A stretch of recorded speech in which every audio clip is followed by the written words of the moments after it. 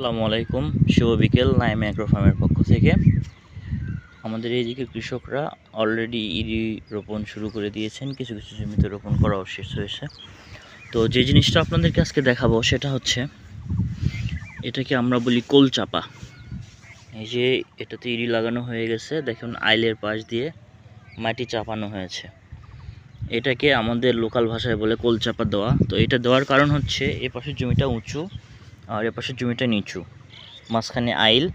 তো এই উঁচু জমি থেকে যেন নিচু জমিতে আপনার ওই যে বিভিন্ন গর্ত থাকে, যেমন আপনার ঝিঝি পোকা, কুইচ্চা, তারপরে অন্যান্য যে ইয়েগুলো আছে, ইনগ্রেডিয়েন্টগুলো আছে, এগুলো মাটিতে অনেক সময় গর্ত করে সেই গর্তটা দিয়ে জমির পানিটা নিচু জমিতে নেমে চলে যায়, যেহেতু এটা উঁচু জমি। তো এটা হচ্ছে আইলের পাশ, বিশেষ করে গর্তগুলো আইলের পাশেই করা হয়। তো এই গর্তগুলো দিয়ে যেন এই জমির পানিটা নিচু জমিতে নেমে না চলে আসে, এই জন্য এই যে আইলের পাশ দিয়ে মাটি চাপা দেওয়া হয়, যেটাকে আমাদের লোকালি ভাষায় কোল চাপা বলা হয়। তো এইভাবে যদি আইলের পাশ দিয়ে মাটি লাগিয়ে দেওয়া হয়, তাহলে জমির পানিটা আর নামতে পারে না, জমিতে পানি ধরে রাখতে পারে। এই জন্য এই কোল চাপাটা দেওয়া হয়।